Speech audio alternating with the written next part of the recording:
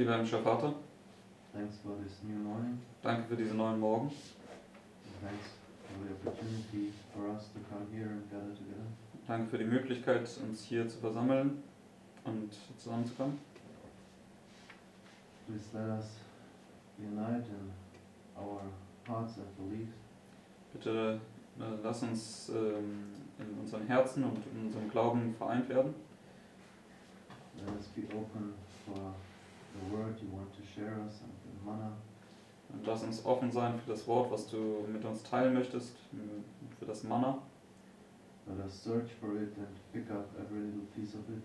Lass uns danach suchen und jedes kleine Stückchen davon aufsammeln, so that we can purify it, can be purified. sodass wir gereinigt werden können, So that you can find a place inside of us. sodass du einen Raum in uns finden kannst. Father, we are here because we want to follow you. Vater, wir sind hier, weil wir dir folgen wollen. And we don't want to let go your hand which reaches out to us. Und wir wollen deine Hand nicht loslassen, die du zu uns ausgestreckt hast. So please bless now this morning study Und so bitte segne jetzt dieses Morgenstudium for everybody who's here and for everyone who's listening via the live stream. für alle, die hier anwesend sind, aber auch für alle, die über den Livestream zuhören. Please bless Brother Mark and Brother Lawrence when they present the class. Und bitte segne Bruder Mark und Bruder Lorenz, wenn sie jetzt hier in der Klasse vortragen. And also please bless the technique that it's working well. Und bitte segne auch die Technik, dass sie gut funktioniert. And thank you for all this in Jesus' name. Und wir danken dir für all dies in Jesu Namen. Amen.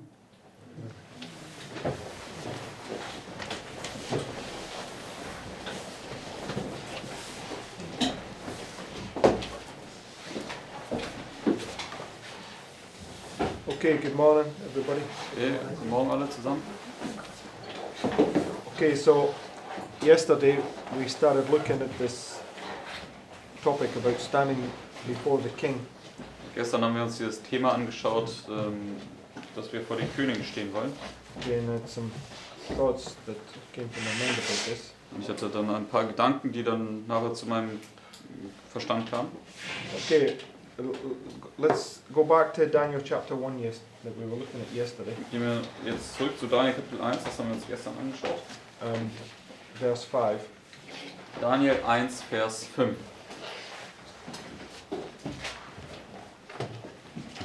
And this is basically the theme of what we're looking over the next few days is this standing before the king. Das ist letztendlich das Leitthema, was wir uns auch die nächsten Tage anschauen werden, nämlich wie wir vor den Königen stehen werden.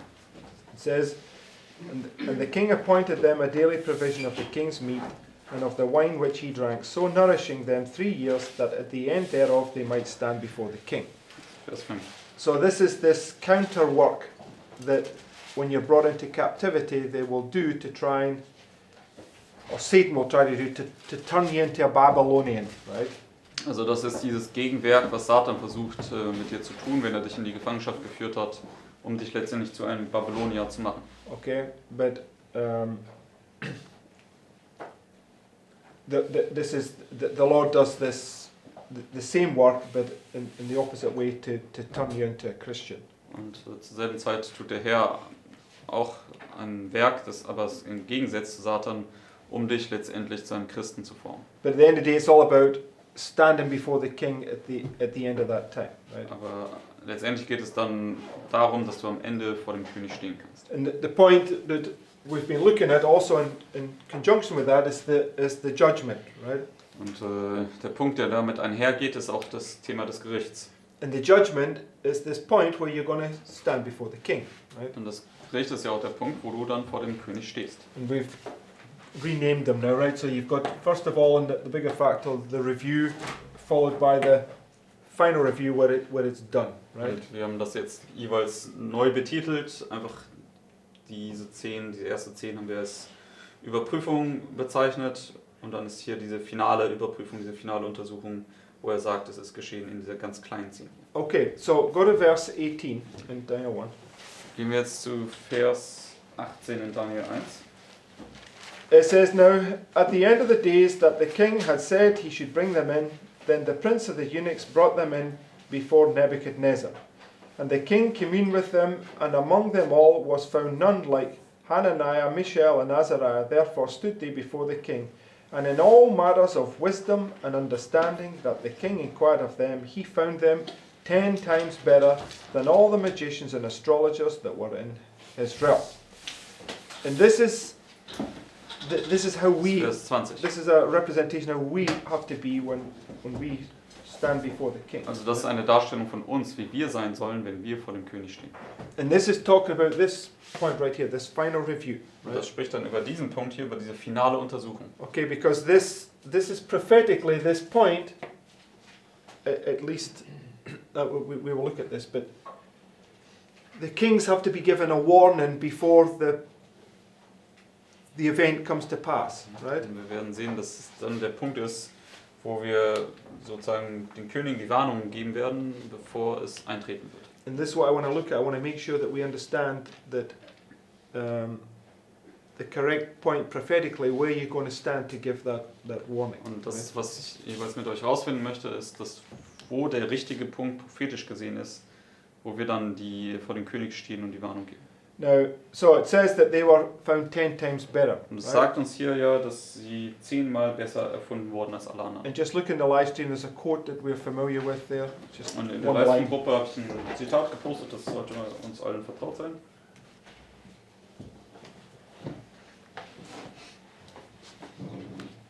Ein kurzes Zitat. It says, "You are getting the coming of the Lord too far off." So what's it speaking about? Also worüber spricht es hier?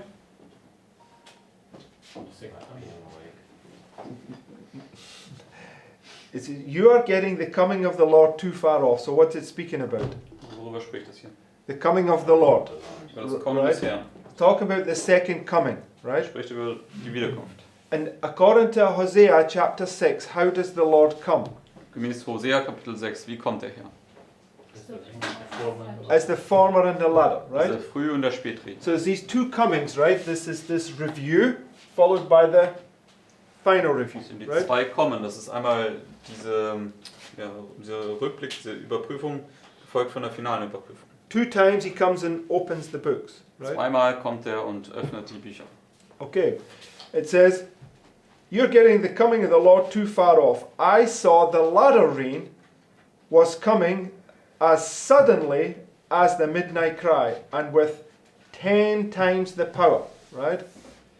So when you stand before the king and you're found 10 times better, it's when the books are opened, right? Also wenn du vor dem König stehst und 10-mal besser erfunden wirst, das ist, wenn die Bücher geöffnet werden. It's your reward, right? Das ist dann der Lohn, den du hier bekommst. So that's your reward. You're going to be filled with 10 times the power, right? Das ist der Lohn, den du bekommst. Du wirst jetzt 10-mal mit der Kraft erfüllt werden. Oder mit der 10-fachen Kraft erfüllt werden. That's why it's a little 10. That's why it's what? A little 10. That's why it's a 10. Yes, I mean the 10 has something to in relation to this, right? 10-fache Kraft und hier ist sich auch eine kleine 10 markiert. Okay, right. So, okay, but let's go to Malachi. I just want to remind us of a point. Lass uns jetzt zu Malachi gehen. Ich möchte uns an einen Punkt erinnern.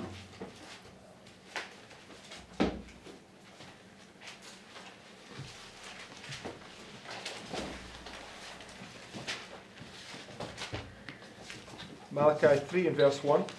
Malachi 3, Vers 1.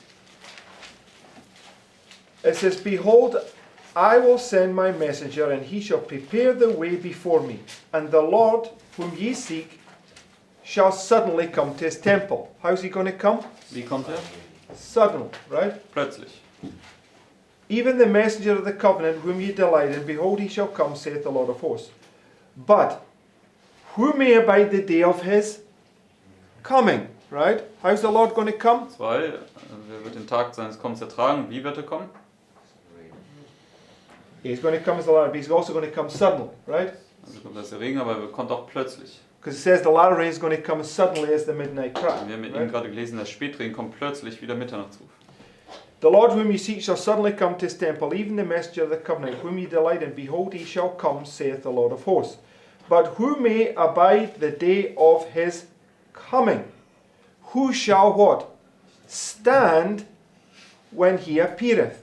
For he is like a refiner's fire full of soap, right? Also wer wird bestehen, wenn er erscheint? So this review, right, is designed that you will be ready to stand when he appeareth, Also right? diese Überprüfung hier, die ist dazu vorgesehen, dass du dann dich vorbereiten kannst, sodass du dann bereit sein kannst, wenn er dann hier erscheint. Okay, he brings this increase in knowledge to purge and purify, this last purging, so that you can stand before him when he Also appeareth, er right? bringt dieser Erkenntniszuwachs und das ist diese letzte Reinigungs- und Läutungswerk, sodass du dann bestehen kannst, wenn er erscheint.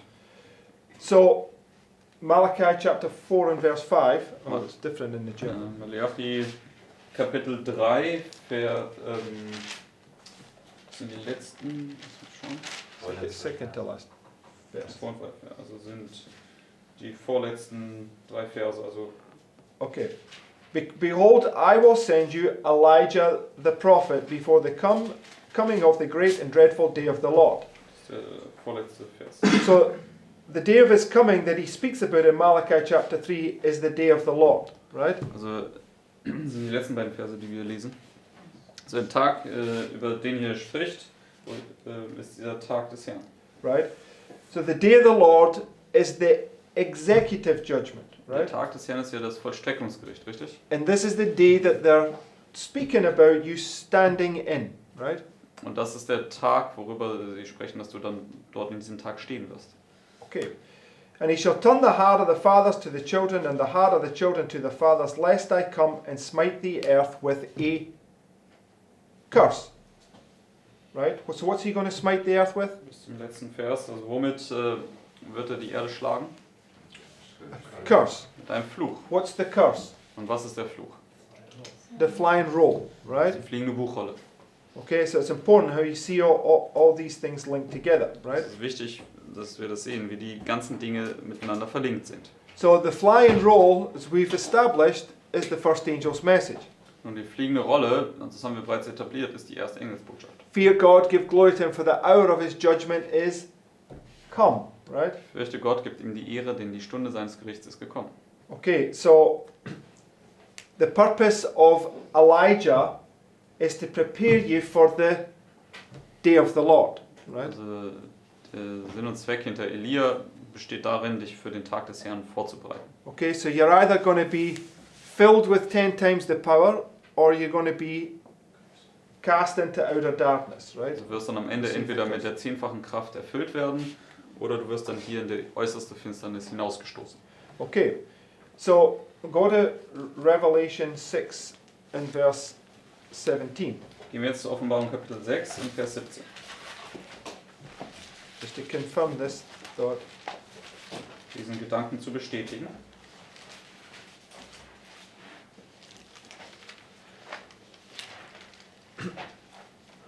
It says, for the great day of his wrath is come, and who shall be able to stand, right? It's the day of the Lord, right? Also auch der große Tag des Zorns ist gekommen. Wer ist in der Lage zu bestehen? Es ist der Tag des Herrn. So the day that you have to be able to stand before the kings is the day of his wrath, right? Also der Tag, wo du in der Lage sein musst, vor den Königen zu bestehen, ist der Tag des Zorns. Right? Stimmt's? Okay, go to Matthew 24. Gehen wir jetzt zu Matthäus 24. It's a while since we've discussed this particular point. Das ist schon eine ganze Weile her, seitdem wir diese bestimmten Punkte hier diskutiert haben, besprochen haben.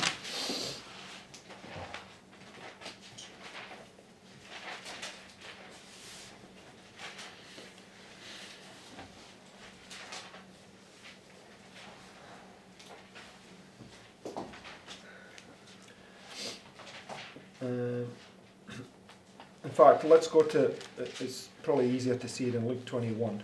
Excuse me. Und vermutlich ist es auch einfacher, das im Parallelkapitel von Lukas 21 zu sehen.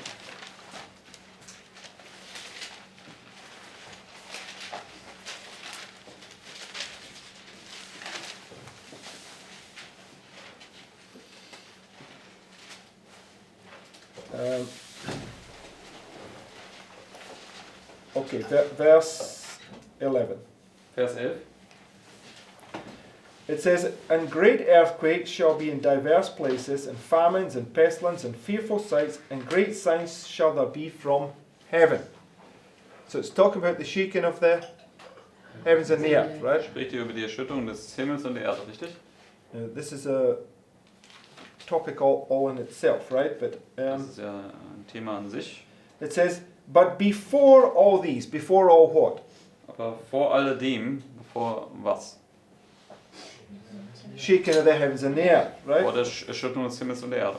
"They shall lay their hands on you and persecute you, delivering you up to the synagogues and into prisons, being brought before kings and rulers for my name's sake." Now, Joseph was Bis put Vers 12. into prison, right? Josef ist ins Gefängnis geworfen worden, richtig? And when did he come out of prison? Und wann ist er aus dem Gefängnis gekommen?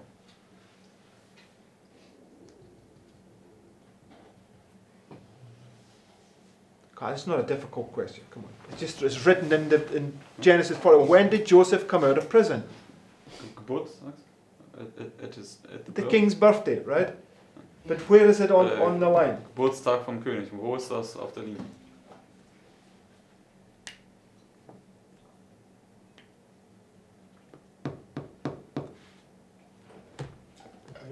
We've put- No, that's just what's written. We're not marking it as a prophetic thing. Where I'm asking, where is it on the line that Joseph comes out Also of wo prison? ist es auf unserer Linie, dass Josef aus dem Gefängnis kommt? That's why I asked from the beginning. Am So Anfang der 10. the beginning of the 10, because he comes out and then he explains the prophecy to him, right? Also er kommt raus und er erklärt ihm dann die Weissagung.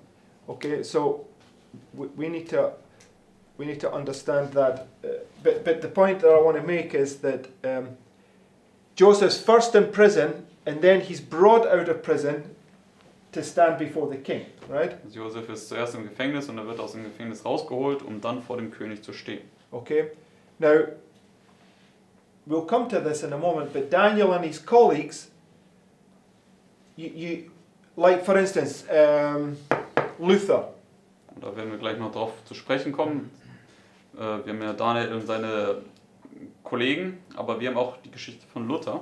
Right, Luther comes before the king, but he doesn't explain.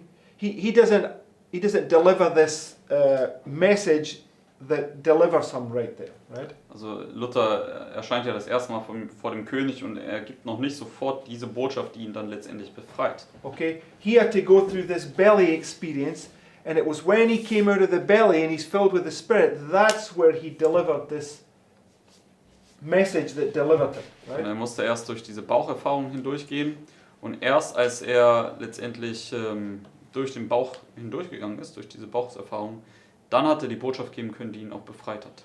So I want us to recognize this, that it's after your prison experience, after your belly experience, that's where you're going to stand before the king representing this 10 times better. Also es ist erst nach deiner Baucherfahrung und nach deiner Gefängniserfahrung, dass du dann letztendlich vor dem König stehst und 10-fach besser dastehst als alle anderen. Because when you stand before the king, how must you be? Denn wenn du vor dem König stehst, wie musst du sein? Without blemish, right? Ohne Makel. So keep your place there in Luke 21, just go to Jude. Haltet in eurem Finger hier in Lukas 21, gehen wir zum Judasbrief.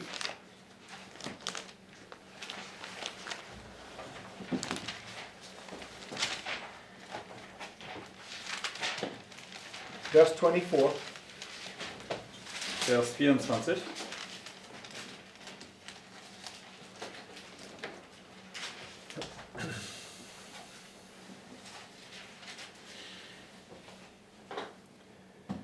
It says, "Now unto him that is able to keep you from falling." When is he to keep you from falling? Wann soll er dich vor dem Fallen bewahren? Yeah, where is that? Also wenn das Wegfallen stattfindet, und wo ist das auf unserer When Linie? does the falling away begin? Wo fängt das Wegfallen Right, an? from the midnight cry, right? Mitternachtsruf vorwärts. Okay, so from the this on the bigger fractal or this little speed in the smaller fractal, it's marking this falling away period, right? Also das hier auf dem größeren Fraktal, was dann hier das in dem kleineren Fraktal wäre, das wäre diese Zeit des Wegfallens. Okay, so he's able to keep you from falling away and then present you faultless, right? Also er ist in der Lage, dich vor dem Wegfallen zu bewahren und dich dann fleckenlos oder makellos vor dem Thron Gottes zu präsentieren. Okay, and then when he presents you faultless, what do you now have? Und wenn er dich makellos präsentiert, was hast du dann? No, it says exceeding joy. Sagt es, du hast dann überaus große Freude. Okay, the exceeding joy marks the deliverance, right? Die überaus große Freude, das markiert ja die Befreiung. Right? Stimmt? So it's marking this point. He has to keep you from falling through the belly experience so that he can present you faultless before him. Das markiert also diese beiden Punkte. Er muss dich während dieser Zeit des Wegfallens bewahren und so dass er dich dann am Ende fleckenlos vor dem Thron präsentieren kann. Right? Richtig? Now, just go to Galatians, no Ephesians chapter 5. Gehen wir jetzt zu Epheser Kapitel 5. I just want to line this up with the book of Daniel. Das möchte ich einfach jetzt mit dem Buch Daniel We're going to come back to Luke 21 in a second. Und bald kommen wir nochmal zu Lukas 21 zurück.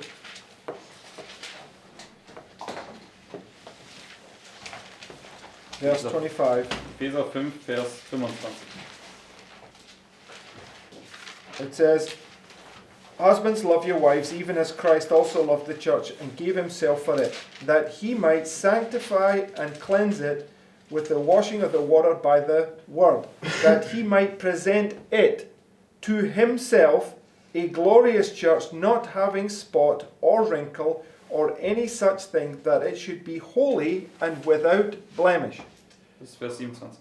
So when you're found 10 times the better, you're this perfect sacrifice. You're holy and without blemish, right? Wenn du 10-fach besser erfunden wirst, dann bist du ohne Makel und du bist holy. Holy and without blemish. Und du bist dann heilig und ohne Makel. And this is what we said, or this is what it says in Malachi chapter 3, right? Und das ist, was auch in Malachi 3 gesagt wird. Because he says, I'll come and I'll purge and purify you, because then shall you be like this sacrifice of old, right? In Er verse sagt, ich 4. werde kommen und dich reinigen und läutern, denn dann wirst du wie dieses Opfer sein von alters her. So he's saying, who shall be able to stand? So he's saying, nobody's able to stand. I have to come and purge and purify you through this fiery furnace in order that I can present you faultless before the throne. Da stellt ja Right? die Frage, wer ist in der Lage zu stehen? Und keiner kann bestehen. Und deswegen kommt er, um dich zu reinigen und zu läutern, damit du dann ohne Fehler vor ihm stehen kannst. The sacrifice, right? When you bring the lamb and you give it to the high priest, what does he do with it? Wenn du das Opfertier jetzt bringst, das Lamm, was tut der Hohepriester damit? Sorry? Er untersucht es. Yes, but what else? Ja, was sonst noch? Yes, that's what he's talking about. Okay, but what else after he's done that? Also nachdem er das aufgeschnitten und untersucht hat, was macht er dann? You wash Yes, I'm looking for it. He throws it in the fire, Yes. right? Wirft es ins Feuer. Okay. So he must inspect you and put you through this fiery trial, and then he presents it as an offering before the Lord, right? Also untersucht es und dann schmeißt er es in dieses Feuer, in diese feurigen Prüfungen und dann präsentiert er es dem Herrn. So in order to stand before the king, you must have gone through the belly experience, right? Damit du vor dem König stehen kannst, musst du durch die Bauchserfahrung hindurchgegangen sein. Okay, because we used to understand that at the midnight cry, you come here and stand before the king, right? Denn, wir haben ja verstanden, dass wenn du hier zum Mitternachtsruf kommst, dann stehst du vor dem König. And it's correct in some sense because you stand before him here, but then you're not able to deliver yourself here, right? Und das ist in einer Weise natürlich richtig, du stehst hier vor dem König, aber hier bist du noch nicht in der Lage, dich zu befreien. Okay, this was Luther's experience. He asked for time, Das war ja right? Luthers Erfahrung, dort fragt er dann immer um Zeit. And the time that he used, he humbled himself before the Lord, pleaded with him that the Lord would purge and purify and give him the power to speak. Und die Right? Zeit, die der Herr ihm dann gewährt hat, die hat Luther dann weise genutzt. Er hat sich gedemütigt und dass er dann in der Lage war, letztendlich vor dem König ein weiteres Mal zu erscheinen und dann frei zu sprechen. And what words did Luther read and understand? Und welche Worte hat Luther dann gelesen und auch verstanden? Luke 21, right? Lukas 21. Go there, verse 12. Lukas 21, Vers 12. It says, "But before all these, they shall lay their hands on you and persecute you, delivering you up to the synagogues and into prisons." Okay, so they're going to deliver you up to synagogues, into prisons, being brought before kings and rulers for my name's sake.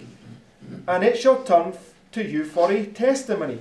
Settle it therefore in your hearts not to meditate before what ye shall answer, for I will give you a mouth.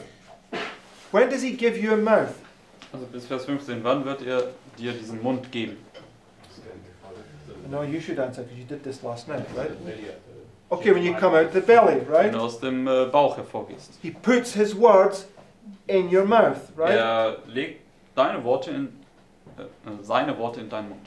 Holy, holy, holy, the whole earth is filled with the glory, right? Heilig, heilig, heilig, die ganze Erde ist von seiner Herrlichkeit erfüllt. So this holy, holy, holy is this purging experience, and at the end he blots out your sin and puts his words in your mouth, right? Heilig, heilig, heilig ist diese Reinigungserfahrung und am Ende legt er dann seine Worte in deinen Mund. Amen? Nein? Everybody see that, right? Jeder kann das sehen? Okay, so now go to Zechariah chapter 4. Gehen wir jetzt zu Sacharja Kapitel 4. Oh man, Shiro, you got your... Charlie came. Yeah, I don't know why this keeps going.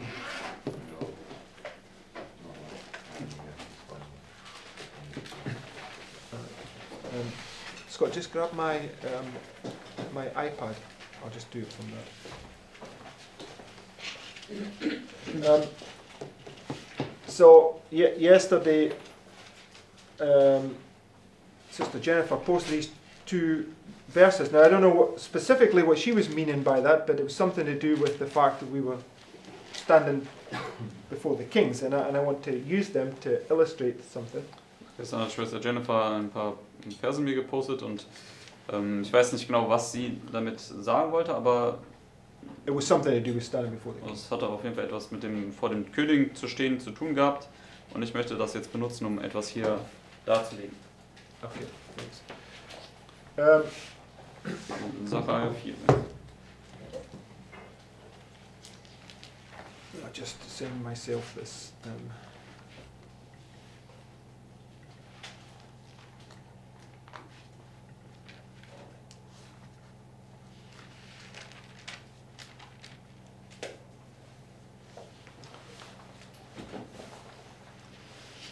Okay.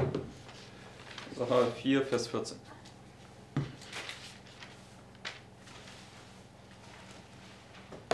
Okay, it says, then said he, these are the two anointed ones that stand by the Lord of the whole earth. Where are they standing? Wo stehen die? Before God. Vor Gott. Who's standing before God? Und wer steht hier vor Gott? The two anointed ones. Zwei right? Gesalbten. Okay, when was Christ anointed? Wann war Christus gesalbt? Oder wann wurde Christus gesalbt? At the baptism, right? Bei seiner Taufe. Which is this waymark, right? Das ist ja diese Wegmarke hier. Stimmt's? Okay, so he comes as the former and the latter rain, right? Er kommt also als der Früh- und der Spätregen. So that when Christ came to baptism, he was not filled with the former rain, he was filled with the latter rain, Als right? Christus zur Taufe kam, da wurde er nicht mit dem Frühregen erfüllt, sondern er wurde mit dem Spätregen schon erfüllt. So what's it marking? Also was markiert das für uns? When he's filled with 10 times the power, right? Das markiert den Punkt, wo er mit der 10-fachen Kraft erfüllt wird. Yes? Richtig? Because the baptism of Christ is a parallel to August 11th, 1840. Weil die Taufe Christi ist ja eine Parallele zu dem 11. August 1840. right? And the message went round the world with great power, Die right? Botschaft ist ja um die ganze Welt mit großer Kraft angegangen. Sister White says that it typifies the latter rain, Und Ellen White sagt ja, es schattet den Spätregen voraus. right? We're all following, putting the pieces together in our minds, right? Wenn wir alle folgen, können wir die Puzzleteile in unserem Kopf zusammenfügen. So, when you this waymark is marking the point where you're going to stand before kings, filled with the power of the Spirit, right? Diese Wegmarke markiert also den Punkt, wo du vor Königen stehst in der Kraft des Heiligen Geistes. Now, go to Zechariah 6 and verse 4. Gehen wir zu Sacharja 6, Vers 4. It says, Then I answered and said unto the angel that talked with me, What are these, my Lord? And the angel answered and said unto me, These are the four spirits of the heavens, which go forth from standing before the Lord of all the earth. Where were they? Wo standen sie? Standing before the Lord, right? Sie standen vor dem Herrn. Okay, and the four spirits here is these four cherubims, right? Also diese vier Geister hier sind diese vier Cherubim. Okay, and the four cherubims represent this four winds. Und die stellen hier auch, sind auch die vier Winde. And when the four winds are loosed, what does it represent? Und wenn die vier Winde gelöst werden, was stellt das dar? Shaking of the heavens and the earth, Die Erschütterung des Himmels und der Erde. right? Richtig? So before the shaking of the heavens and the earth, you're going to be put in prison and delivered up before kings, right? So that when you come to stand before the king, he's going to loose the four winds, right? Also bevor die Erschütterung des Himmels und der Erde, du stehst vor den Königen, er wird die vier Winde, can you repeat this? You're going to be delivered up to stand before the king. Also wirst hier ausgeliefert werden, vor den Königen zu stehen und before he loses. No, follow the thing. Before the four winds are loosed, right, you're going to be delivered up into prison. Also bevor er die vier Winde löst, wirst du ins Gefängnis ausgeliefert. Okay, and this marking this purging and purifying experience. Das markiert diese Reinigungs- und Läuterungserfahrung. And you have to stand before the king, Und right? du musst dann vor dem König stehen. So when you stand before the king, it's marking this point where... Okay, let me ask you a question. What's the purpose of the latter rain? Was ist der Sinn und Zweck des Spätregens? We've read these quotes many times. Wir haben diese Zitate oftmals gelesen. Can you receive the latter rain without the former? Kannst du den Spätregen erhalten, ohne den Frühregen No. zu haben? And the former rain is to prepare you to stand in the day of the Lord, Der right? Frühregen ist ja dazu da, um dich für den Tag des Herrn vorzubereiten, dass Okay. du da bestehen kannst. And in order to stand the day of the Lord, you must receive the latter rain. Und damit du den Tag des Herrn bestehen kannst, musst du den Spätregen empfangen haben. So if you don't receive the latter rain, when the day of the Lord comes, you're going to get cast into outer darkness. Wenn Right? du den Spätregen nicht erhältst und der Tag des Herrn kommt, dann wirst du in die äußerste Finsternis hinausgestoßen. When the exceeding bright light comes, what do those people immediately do? Wenn das überaus helle Licht kommt, was machen die Leute sofort? No, in relation to what we're talking about, their feet go into perfect darkness, right? Also sie gehen mit den Füßen in die perfekte Finsternis. Okay, so it's taught you're either going to be 10 times brighter or you're going to go into perfect darkness, Also du right? wirst entweder 10-fach heller scheinen oder du wirst in die vollkommene Finsternis gehen. One is the blessing, the other one is the curse, right? Das eine ist der Segen, das andere der Fluch. Okay, so standing before the king is a subject that is in correlation with the point where you receive the latter rain, right? Also dass du vor dem König stehst, ist ein Thema, was im Zusammenhang steht mit dem Spätregen, den du erhalten sollst. Okay, so now Zechariah, the book of Zechariah is all about this flying roll, Das right? Buch Sacharja handelt ja von dieser fliegenden Rolle, richtig? Right? Stimmt? Okay, now go to Daniel chapter 2.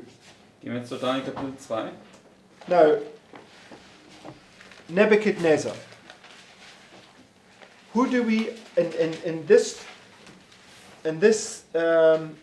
context that we're studying here, who do we understand Nebuchadnezzar prefigures? Also in dem Kontext, den wir jetzt hier studiert haben, was verstehen wir? Wen stellt Nebukadnezar dar?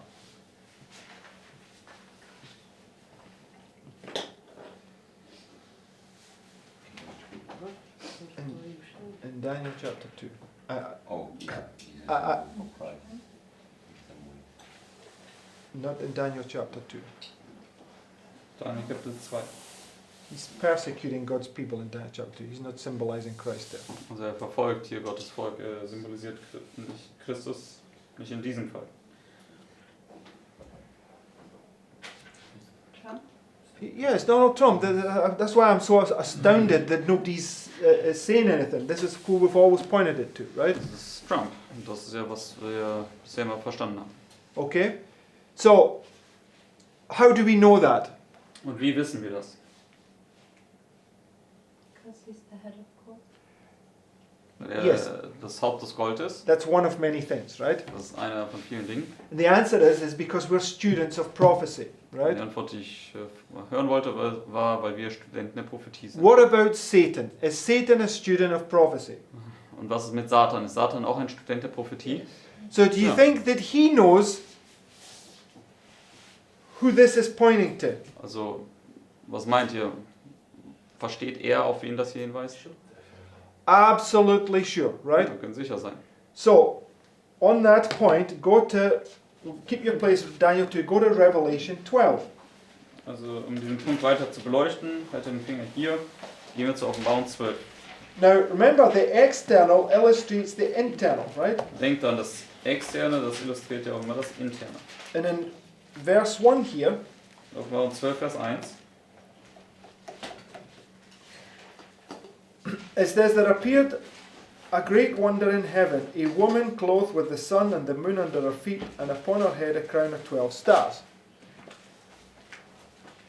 Where do we put this and who's it referring to? Wo setzen wir das hin und auf wen bezieht sich das hier? You know, it's painful. It's so painful sometimes. We've just been through this a couple of days ago. Vor ein paar Tagen haben wir Where uns do das we angeschaut. put the beginning of Revelation 12? Wo setzen wir den Anfang von Offenbarung 12 hin? Beginning of the chapter. The beginning of the 10. Thank you. Am Lucy. Anfang der 10. Okay. Right? So, and it says, and Dieser 10. she being with child, cried, travailing in birth. Right? So she's in the middle of her. She's not yet given birth, but she's still in the process of giving birth. Right? Also sie ist in Vers 2 im Prozess dabei zu gebären. So it's the belly experience. Right? Das ist also diese Bauchserfahrung. And verse 3. Und dann Vers 3. And there appeared another wonder in heaven, and behold, a great red dragon, having 7 heads and 10 horns, and 7 crowns upon his head. Right? So, who was this historically? Wer war das hier historisch gesehen? Pagan Rome. Yes, but more specifically. So, Herod, Heidnische Rom oder um genauer zu sein, Herodes. Okay, the dragons represent kings, right? Der Drache repräsentiert ja Könige. And what did Herod, why did Herod put to death all the babies? Und warum hat Herodes alle Babys töten lassen? He was on a suckle on the throne and he was afraid that Christ was going to take his throne. Yes, Weil er war letztendlich ein Thronräuber und er hatte halt Angst gehabt, dass Christus kommen würde und ihm seinen Thron wegnehmen würde. so what did he try to do? Also was hat er versucht zu tun? To murder Christ, Er hat right? versucht, Christus umzubringen. You can't even get this point yet. Satan's a student of prophecy, so what does he know is going to come up externally? Also Satan ist ein Student der Prophetie, deswegen was versteht er, wer extern aufkommen wird? Trump is a symbol, is the king of the north, right? Trump, er ist ein Symbol für den König des Nordens. So what's he going to do, right? Deswegen was, Okay, Was wird er tun? This is the time of the end, right? Das hier ist die Zeit des Endes, richtig? What happened in the line of Christ at the time of the end? Und was ist in der Linie von Christus in der Zeit des Endes passiert? Child was born. Death decree. Es gab, Yes, there's a death decree, es right? gab ein Todesdekret. Upon whom? Gegen wen? Always. Upon Christ, right? Gegen Christus. Okay, so this is what we're reading right here. It's this, and right here in chapter 12, we read this the other day, there's two classes warring against each other right here. Who's the two classes? Das haben wir gerade hier gelesen auf Mount 12. Und hier gibt es ja auch diese zwei Klassen, die gegeneinander kämpfen. The north and Und the wer south, sind die? Das right? ist der Nord und der Süden. Daniel 11:40. The south, the dragon, comes against the north, Dann right? der Vers 40. Der Süden, der Drache kommt gegen den Norden. And what's he been trying to do ever since this point? Und was hat er seit diesem Punkt hier ganze Zeit versucht zu tun? Murder the one that Christ is raising up to symbolize his work on earth, Er right? versucht denjenigen sozusagen umzubringen, den der Herr hier aufgerichtet hat, dann sein Werk hier auf Erden zu symbolisieren. Now, if you just parallel the line of Christ with this, right? Also wenn wir jetzt die Linie Christi hiermit parallel setzen würden, What did Christ do all through this time period? was hat Christus in all dieser Zeit hier getan? Yeah, it's even okay. But it was from his childhood to the baptism, right? Das war die Zeit von seiner Kindheit bis zu der Taufe. And he was being persecuted and pursued by Satan from the moment he was born right up until the baptism, right? Und er wurde von Satan von seiner Geburt an bis zu seiner Taufe ununterbrochen verfolgt. Okay, what's this point? Und was ist dieser Punkt hier? We've just laid it out. We've spent the last 20 minutes going through this. What's this point? Wir haben das ja gerade ausgelegt in den letzten 20 Minuten. Was ist der Punkt? It's the anointing, right? Das ist die Salbung. It's where Christ became the anointed one. Das ist, wo Christus der Gesalbte wurde. Okay, so if I would understand this properly, something's going to happen to Trump here, right? Wenn ich das richtig verstehen sollte, dann wird hier etwas auch mit Trump passieren. Now, do I have another witness for that? Nun habe ich dafür auch einen weiteren Zeugen. Yes, go to Isaiah 44. Dann gehen wir zu Jesaja 44.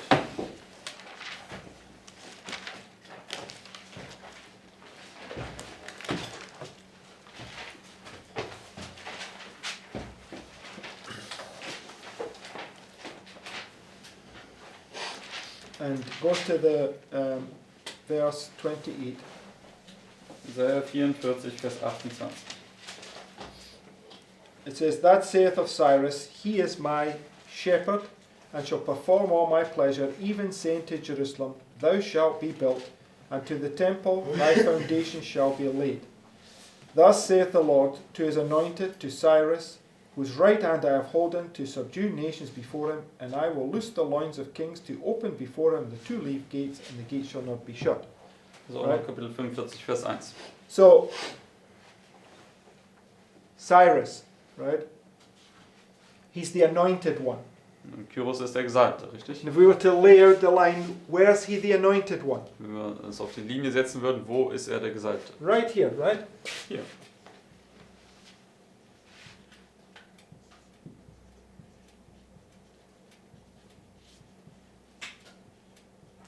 He's this external king that's going to allow you to send the message forward, Er right? ist dieser externe König, der dir die Erlaubnis geben wird, die Botschaft vorwärts zu bringen. Because Cyrus, the first decree, is the first angel's message, In Kyros, das erste Dekret, ist ja auch eine Parallele zur ersten Engelsbotschaft, which was August 11th, 1840, was auch der 11. August 1840 war. which Sister White parallels with the midnight cry, with the latter rains, Was Ellen White parallel setzt mit dem Spätregen, which is the 10 times the power was die 10-fache Kraft ist, when you stand before the king, wenn du vor dem König stehst. right? Richtig? It's a jigsaw puzzle, Das ist ein Puzzlespiel. right? That's why you have to search the scriptures. You have to get all the pieces of the puzzle and put it together. Right? Deswegen musst du durch die Schriften forschen und du musst dann all diese Puzzleteile zusammenbringen. Okay, everybody see the logic at least in that. Kann jeder die Logik dahinter sehen. So go to Daniel chapter 2 and we'll look at this. Gehen wir zu Daniel 2, das wollen wir uns jetzt anschauen.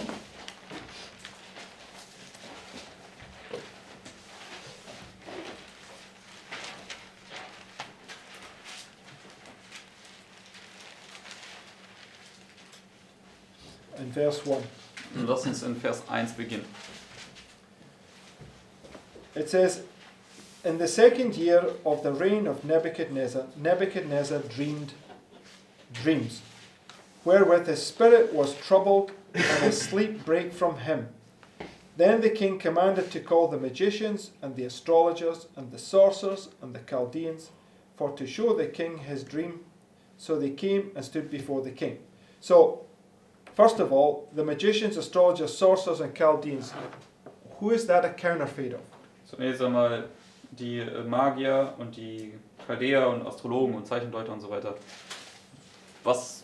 Wovon sind sie eine Fälschung? There are 4 cherubims, right? Eine Fälschung von den 4 Cherubim. Because the 4 cherubims are the ones that bring you the oil, the understanding from God's word, Und right? die 4 Cherubim sind ja diejenigen, die dir das Verständnis aus Gottes Wort, dieses Öl bringen. But the king's gone to this counterfeit movement, right? Aber diese Könige, die gehen hier zu dieser falschen Bewegung. And so look, it says, so they came and did what? Sie kamen und haben dann was getan am Ende von Vers 2?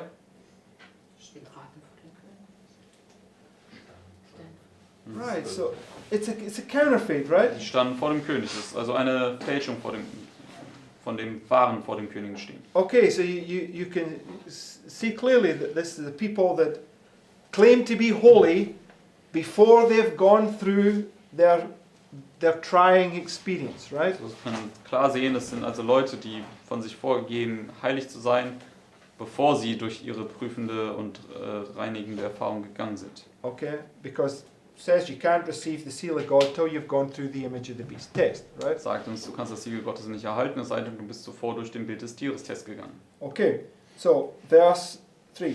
Vers 3. And the king said unto them, I have dreamed a dream, and my spirit was troubled to know the dream. Then spake the Chaldeans to the king in Syriac, O king, live forever. Tell thy servants the dream, and we will show the interpretation. The king answered and said to the Chaldeans, The thing is gone from me. If ye will not make known unto me the dream, with the interpretation thereof, ye shall be cut in pieces, and your houses shall be made a dunghill. Right? Bis Now, Vers 5. I just want to look at this point. Keep your place there and go to Ezra chapter 6. Und ich wollte jetzt diesen Punkt hier mit dem Misthaufen anschauen. Haltet in euren Finger hier und gehen wir zu Esra Kapitel 6. This is something we looked at quite some time back. Das ist etwas, was wir schon vor einiger Zeit mal angeschaut haben. In verse 11. Esra 6, Vers 11. Now this is the decree of Darius. Und das ist das Dekret, das Darius gemacht hat.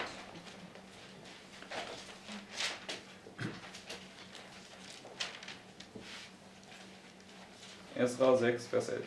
It says, Also I have made a decree that whosoever shall alter this word, let timber be pulled down from his house, and being set up, let him be hanged thereon, and let this house be made a dunghill. What's So. Darius saying? Hier finden wir auch diesen Misthaufen. Was sagt Darius? If you alter this decree, alter this word, right? Also wenn du dieses Dekret, dieses Wort hier veränderst, It says, your house shall be made a dunghill. sagt Right. es, dann wird dein Haus zu einem Misthaufen gemacht werden. Okay, so what did Nebuchadnezzar say? Und was hat Nebukadnezar gesagt?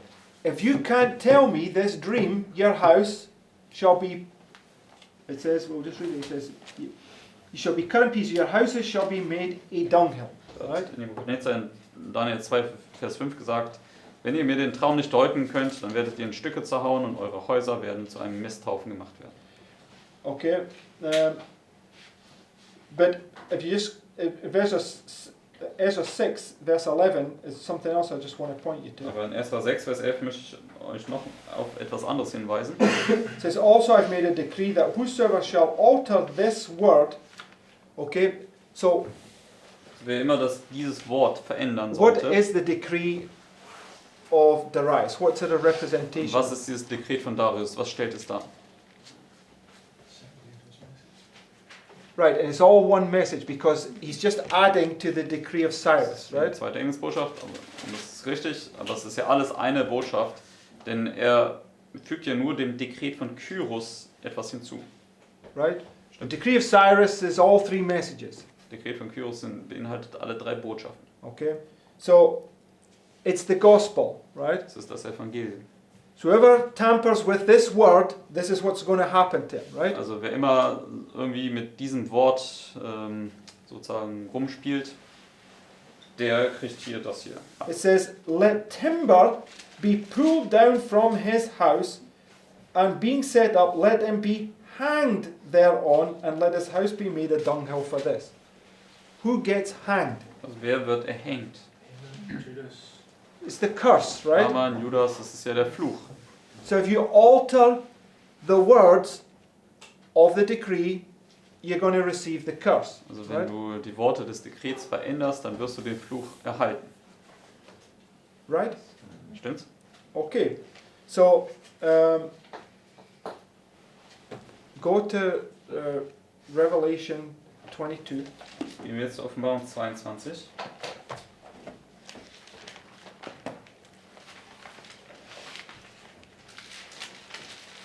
Verse 18. Offenbarung 22, Vers 18.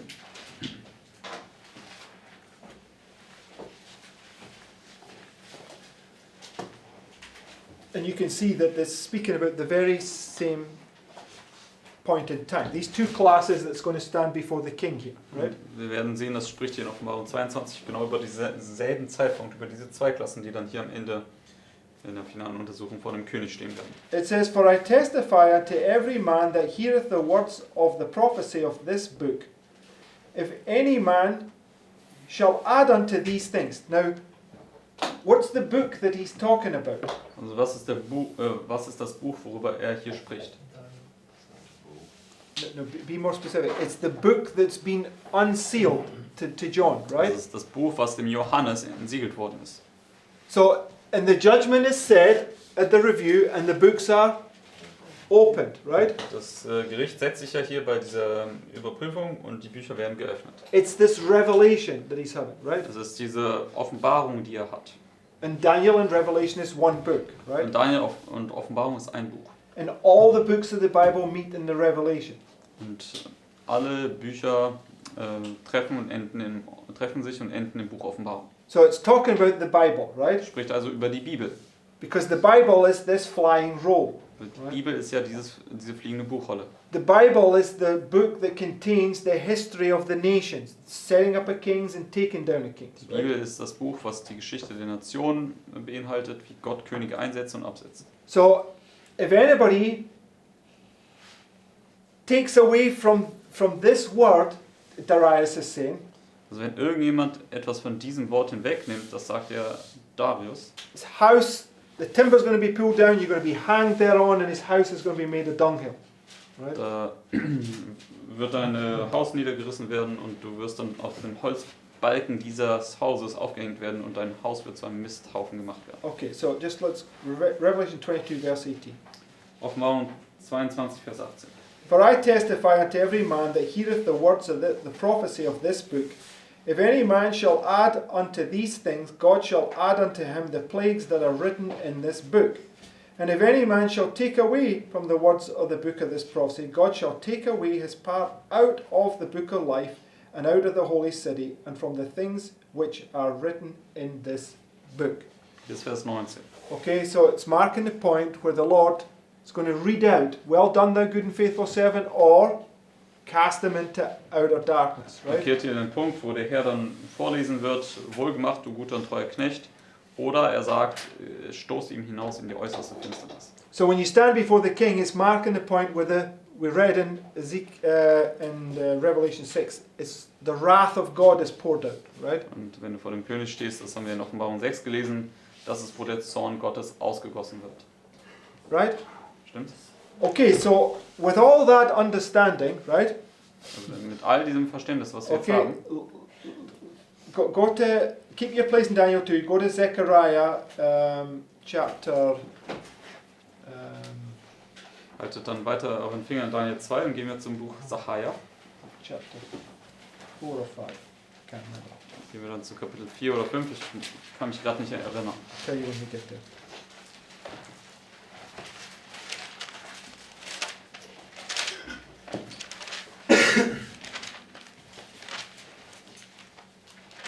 Chapter 5, yes. Kapitel 5. Sacharja 5, Verse 1. ab Vers 1. Then I turned and lifted up mine eyes and looked, and behold, a flying roll. And he said unto me, What seest thou? And I answered, I see a flying roll. The length thereof is 20 cubits, and the breadth thereof 10 cubits. Then said he unto me, This is the curse that goeth forth over the face of the whole earth. For every one that stealeth shall be cut off on this side according to it, and every one that sweareth shall be cut off as on that side according to it. And I will bring it forth, saith the Lord. And it shall enter into the house of the thief, and into the house of him that sweareth falsely by my name, and it shall remain in the midst of his house, and shall consume it with the timber thereof, and the stones thereof. What Bis shall Vers it 4. do? Was wird es tun? Consume the house, right? Es wird das Haus verzehren. What did Darius say would happen if you altered the word? Was hat Darius gesagt, was passieren würde, wenn du sein Wort verändern The würdest? timber would be pulled down and you would be hung on it, right? Die Holzbalken würden niedergerissen werden und du würdest darauf aufgehängt werden. And he says, Your house shall be made a Und dunghill. er hat dann gesagt, Right. dein Haus würde zu einem Misthaufen gemacht werden. Okay, now go back to Daniel 2. Right? Jetzt gehen wir zurück zu Daniel 2. Verse 5. Daniel 2, Vers 5.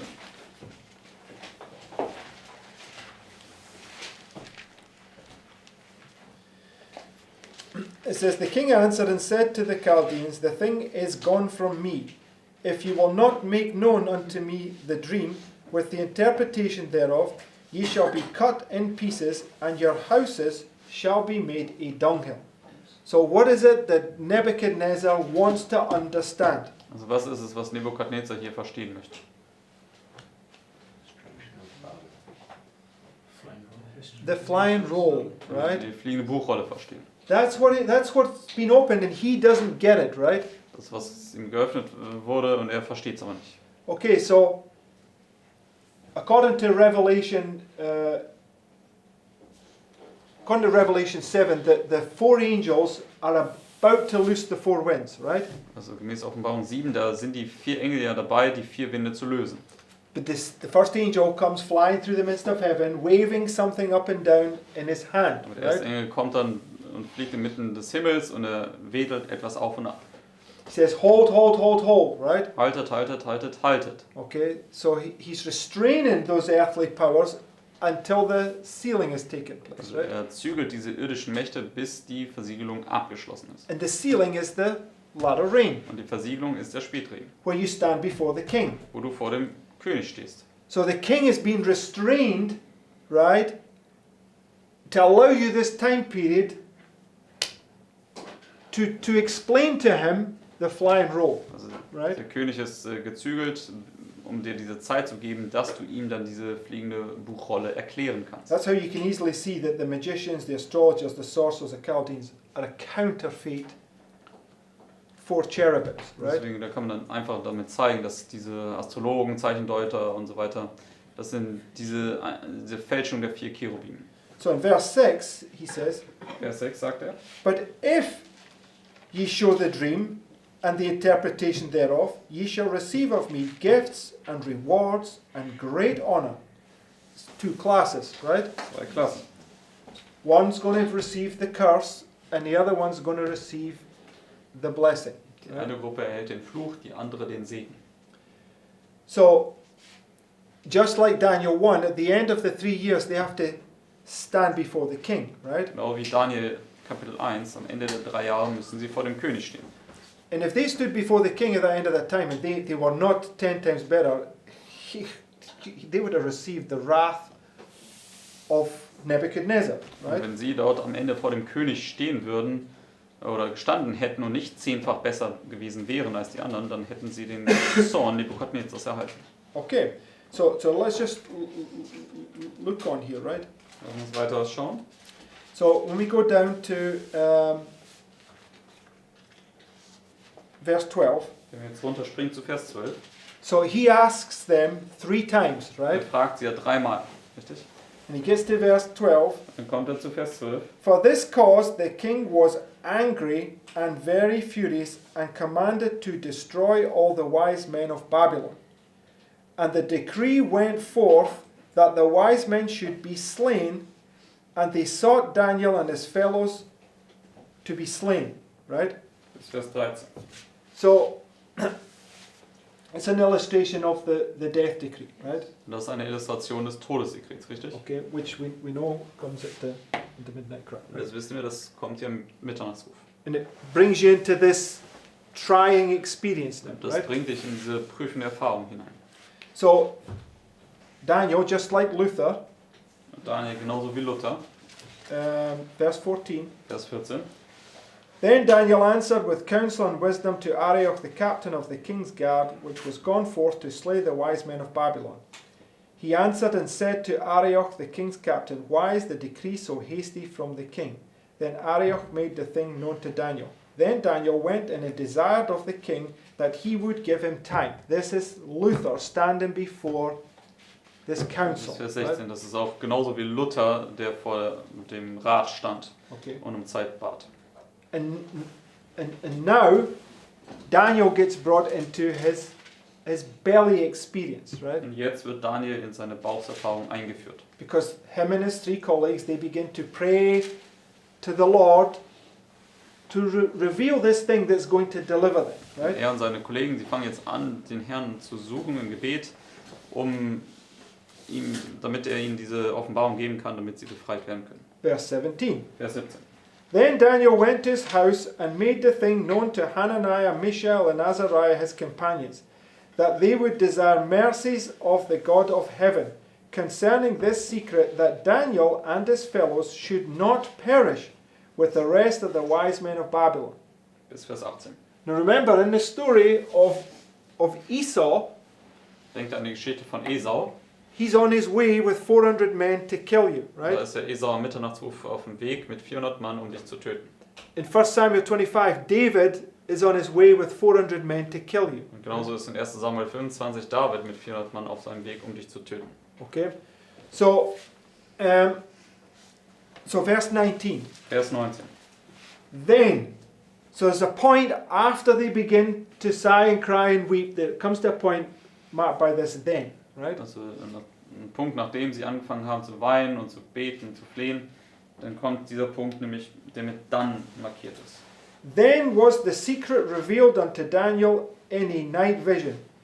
Then Daniel blessed the God of heaven. Right? So, at which point, according to Daniel 1, did they receive this?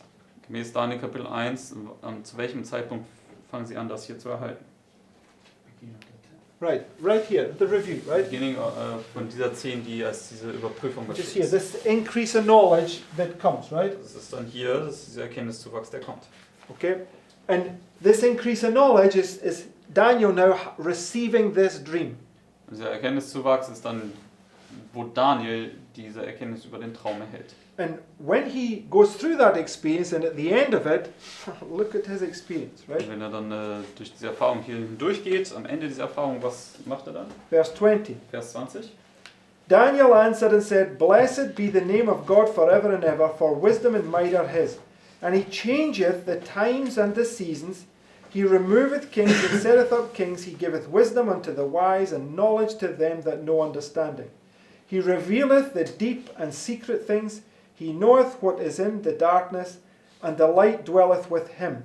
I thank thee and praise thee, O thou God of my fathers, who hast given me wisdom and might, and hast made known unto me now what we desire of thee, for thou hast made known unto us the king's matter. What's been made known to Daniel? Was wurde in Daniel jetzt aufgetan? The king's matter. Die Sache des Königs. Okay, we'll close on this point. Go to Isaiah 45. Wir kommen jetzt zu dem Punkt und schließen jetzt ab mit Jesaja 45.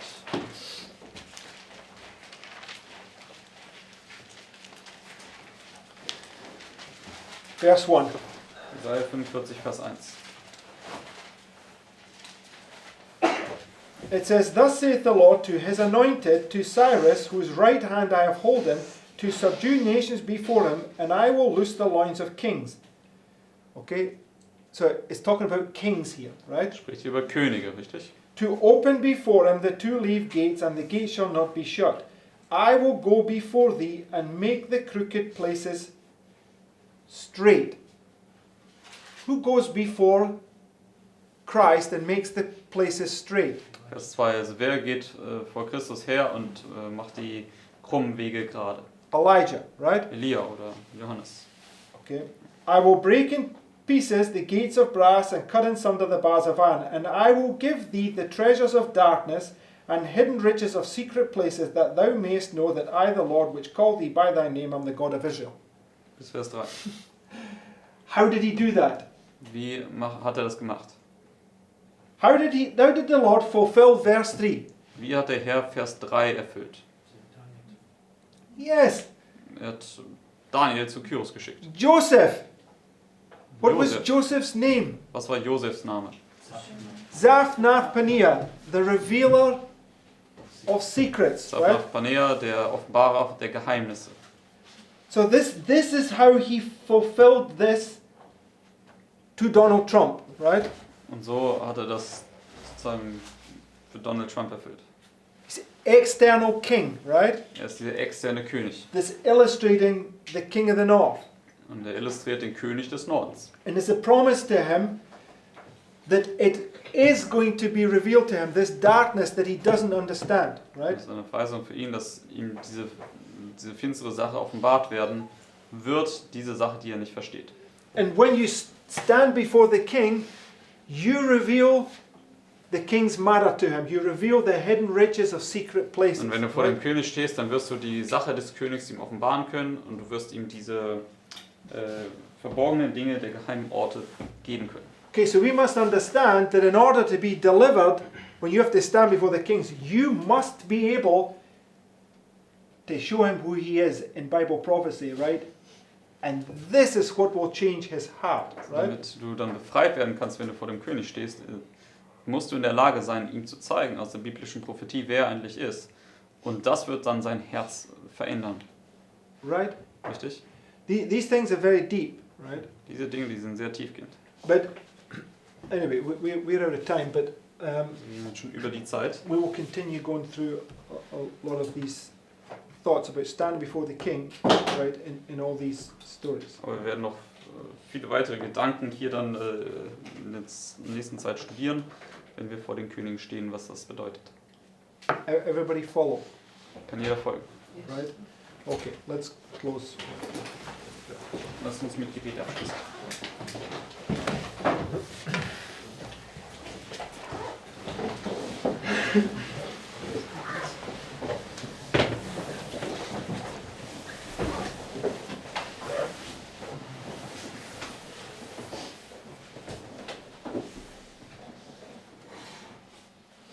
Vater, Dear Heavenly Father, ich danke dir jetzt für das Studium, was wir haben. I want to thank you for the study that we could have. Ich bitte dich, dass du uns hilfst, das alles gut zu verstehen, über das bei den Königen stehen. I want to ask you that you please help us to understand this properly when we stand before kings. Bitte sei es bei uns den Tag, dass wir an dich denken und uns auch mit dir beschäftigen. Please be with us throughout this day, that we dwell upon these things, that we think upon you. Bitte vergib uns unsere Sünden And please forgive us our sins. und bring uns später hier wieder alle gut zusammen. And please bring us back here later this day in In diesem Namen. a peaceful way, in Jesus' name.